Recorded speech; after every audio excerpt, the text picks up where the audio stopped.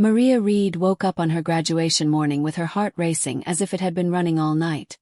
And for a moment she let the quiet room pretend that everything in her life was normal. She stared at the ceiling and wondered if this would finally be the day her parents saw her as someone worth showing up for. 7 long years of studying, crying, and pushing herself had led her to this moment that was supposed to feel like victory. She imagined hearing someone call her name as Dr. Maria Reed, in a big echoing hall filled with cheering people. And in that dream, she always saw her parents sitting in the very front row smiling with pride. But deep inside, she feared that real life would not match the picture she carried in her heart. She got dressed slowly, treating every movement like a ritual that would help steady her shaking hands as she prepared for the biggest day of her life. The warm shower, the neatly pressed shirt, and the long black gown all felt strange on her body, like she was wearing a future she hoped she had earned.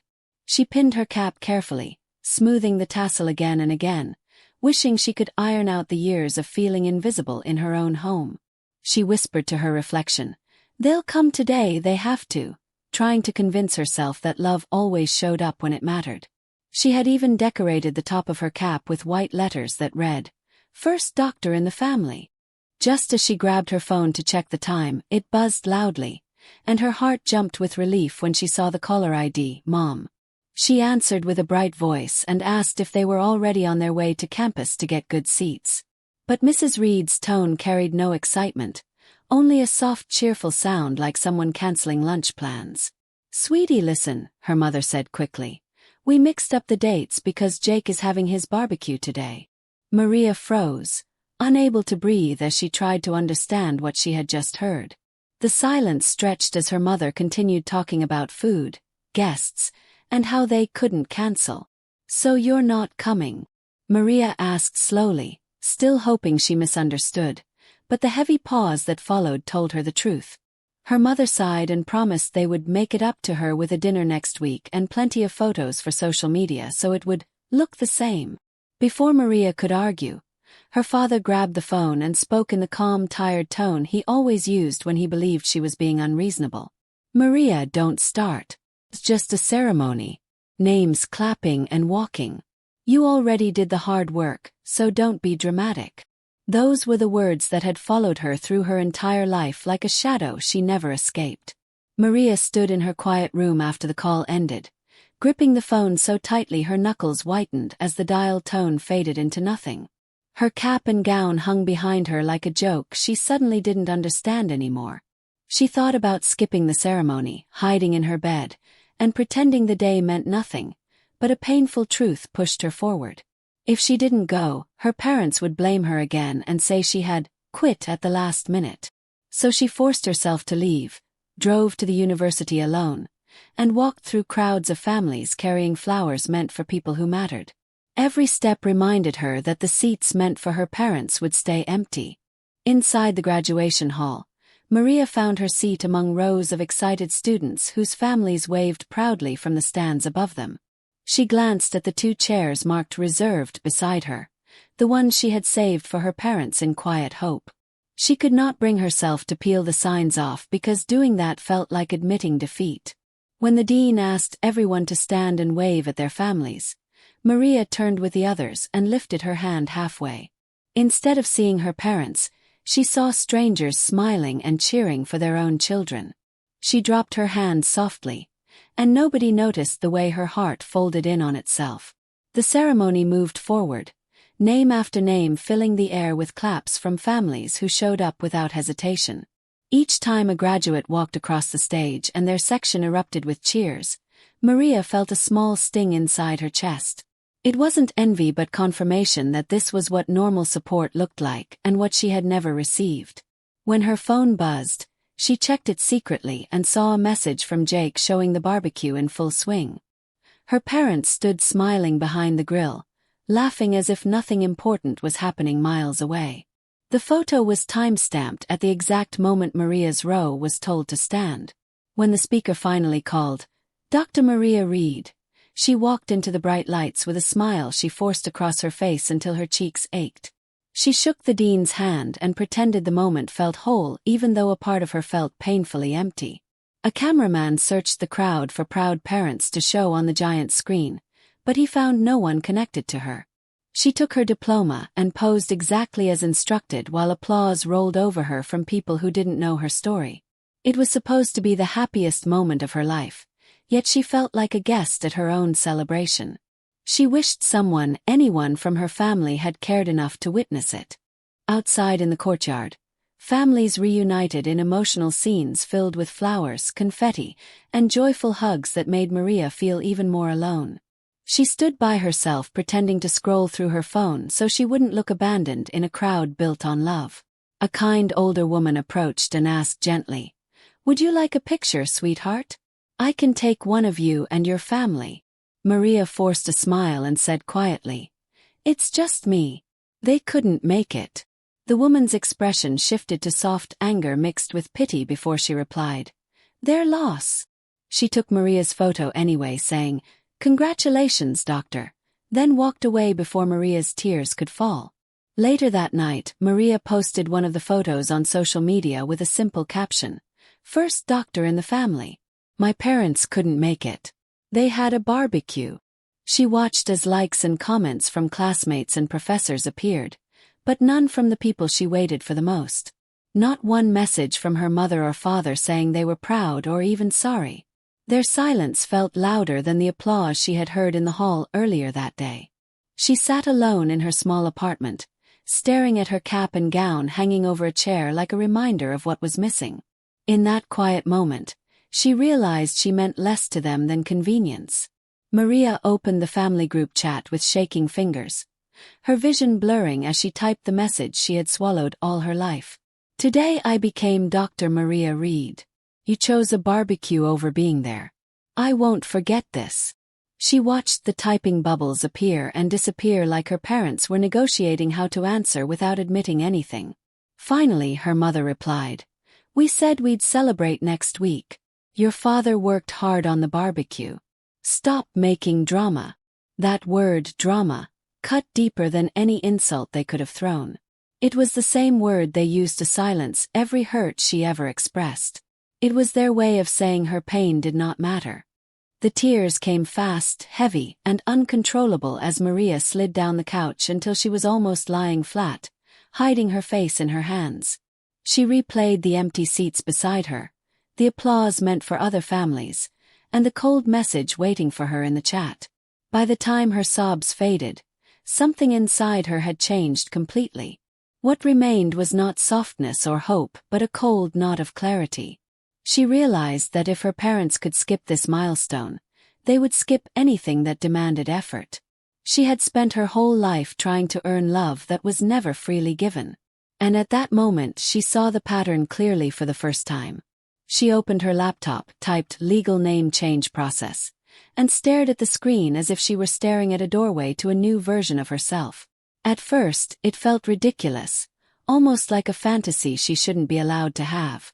But the more she read, the steadier her breathing became because the steps were simple. Too simple for something that felt so heavy. She wasn't running from her family. She was burying the version of herself that still waited at the window for them to show up. She whispered, "Maybe it's time to stop trying," as she clicked through the forms. Every line she filled out felt like peeling away the past. Maria reached for an old shoebox at the back of her closet, the one filled with letters from her grandmother, Margaret Lane. She was the only family member who ever made Maria feel seen, the one who showed up at school plays and wrote notes with soft encouragement. One letter said, "Some families give love freely. Others make you fight for every breath. Don't stay where you're gasping." Maria traced her grandmother's signature with her thumb. "Lane," she whispered, testing the name in the air. Felt strong. Felt like a place she could grow. It felt like a name that wouldn't collapse under disappointment. On the petition form, she typed Maria Lane slowly, carefully, letting the new name settle into her soul like fresh air. Her hands trembled at first, then steadied as the decision anchored itself inside her. This wasn't about revenge. This was about rebirth. She imagined her grandmother smiling, whispering, "Choose peace for yourself, not approval from others." When she clicked submit, she felt something inside her shift for good. It was not dramatic, not loud, just final, like a door she had closed quietly behind her. For the first time, she felt like she was claiming her own story. The next morning, she walked into the courthouse with the calmness of someone doing something necessary, not emotional.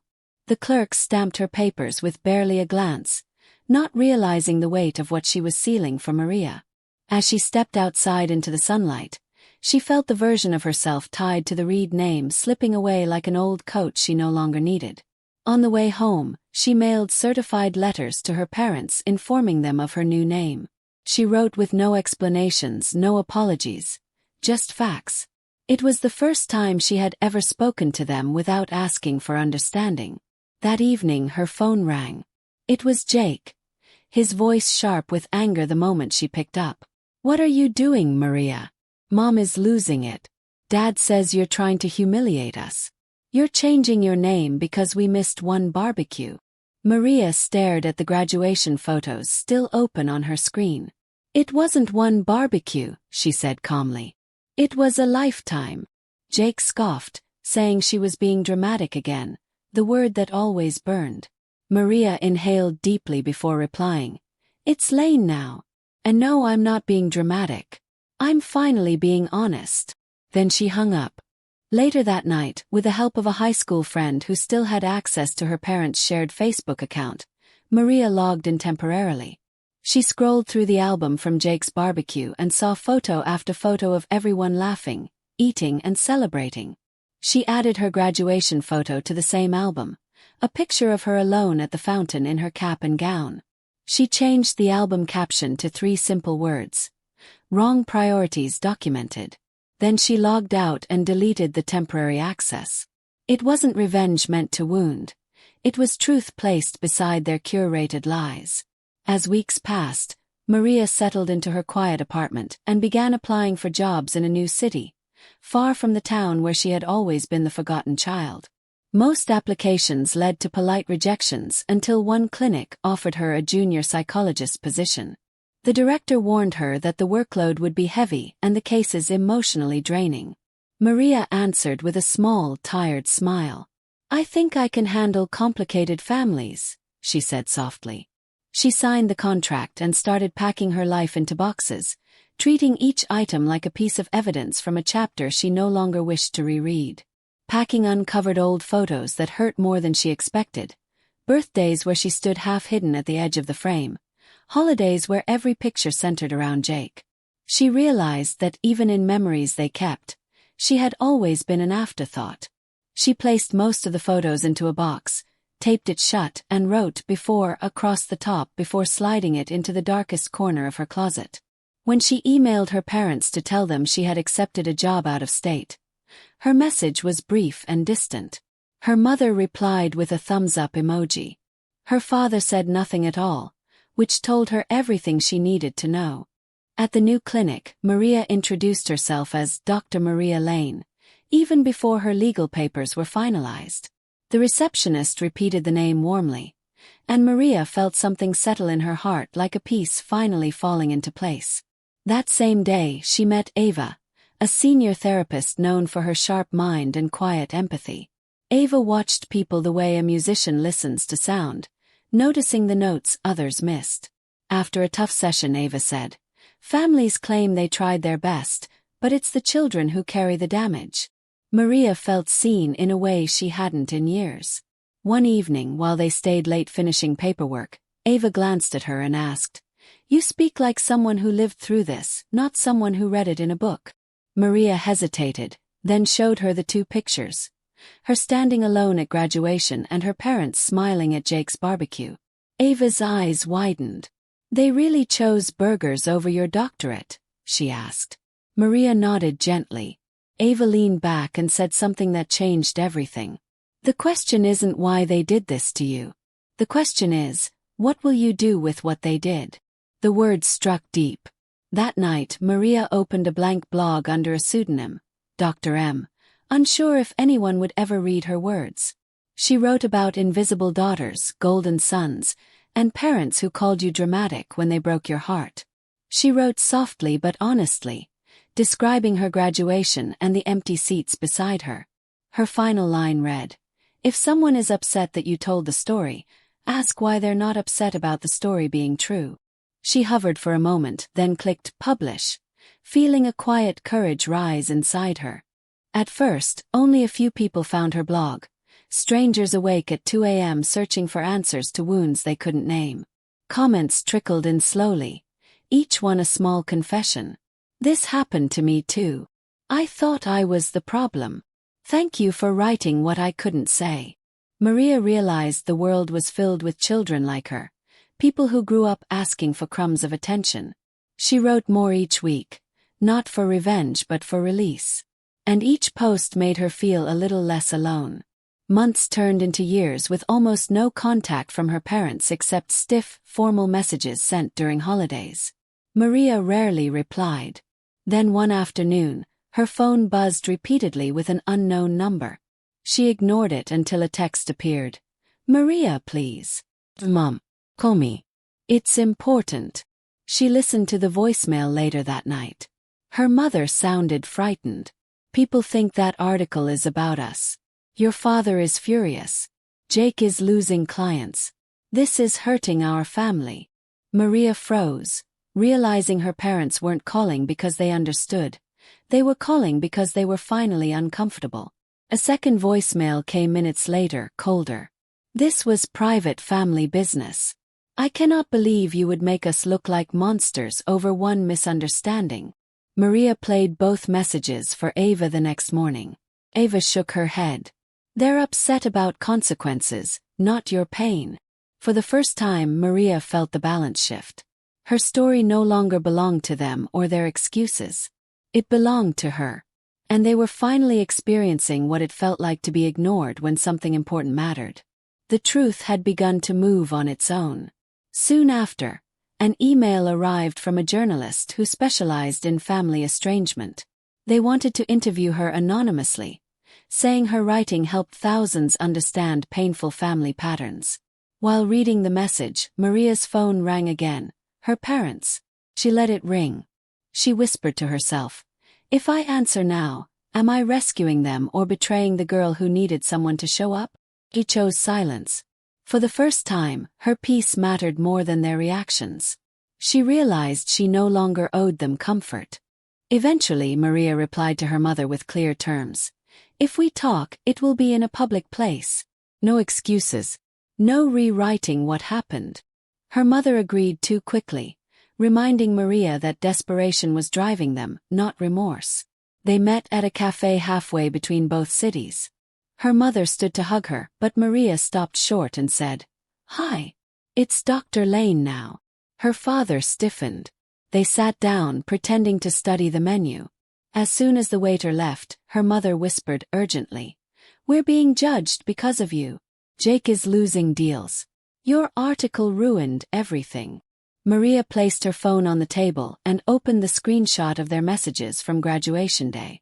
Her mother's excuses, her father's dismissal, the word dramatic circling like a bruise. "This is the truth I wrote," she said quietly. Her father leaned in. "We made a mistake, but you don't humiliate your family online."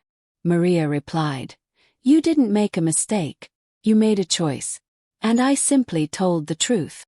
Her mother's eyes filled with tears. "We supported you. We paid for everything." Maria shook her head. "Support is not money. Support is presence." Her father exhaled sharply. "So what now? You punish us forever. You stay away and call that justice." Maria stood slowly, feeling a calm she had never known before. "No," she said softly. "I'm not punishing you. I'm freeing myself." She picked up her bag and added, "I finally accepted that showing up is love, and you chose not to show up." Her mother whispered, "We're your family." Maria gave a gentle, peaceful smile. "Family isn't who shares your blood. Family is who shows up." Then she walked out into the sunlight, no longer the Reed daughter, but the woman she rebuilt herself to be. Dr. Maria Lane, whole at last.